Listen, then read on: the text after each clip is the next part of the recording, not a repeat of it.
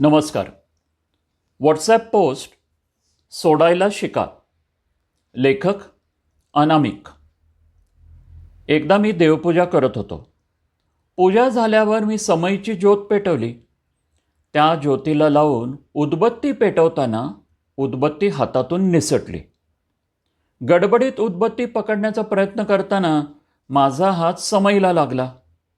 समई खाली कलंडताना तेलासकट देवाऱ्यातील हळदी कुंकवाच्या पंचपाळावर पडली आणि झालेला राडा सावरायला जवळपास अर्धा तास गेला.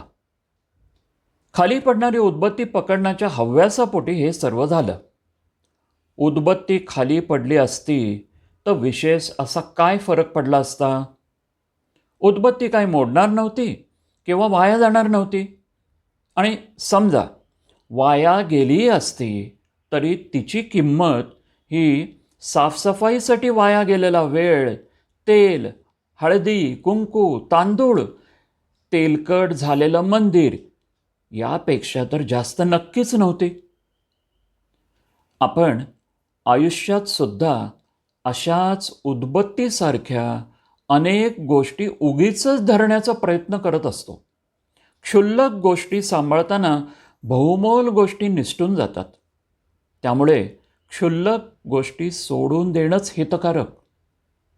मला रामराम केला नाही, मला निमंत्रणच दिलं नाही, स्टेजवर माझं नावच घेतलं नाही, वाढदिवसाच्या शुभेच्छा दिल्या नाहीत, माझा फोन घेतला नाही, मला बसायला खुर्चीच दिली नाही, मला उधारी मागितली, मला कोणी मदतच केली नाही, माझ्या पोस्टला लाईक केलं नाही, साडीच हलकी दिली, वगैरे वगैरे. किरकोळ बाबी. अहंकार सोडा आणि मग पहा, निसटून चाललेल्या नात्यांमध्ये पुन्हा आपलेपण येईल. अहंकार आपल्याला आपल्या माणसापासून तोडतो. अहंकार लगेच सोडता येणार नाही, पण कठीण पण नाही. आजच प्रयत्न सुरू करा.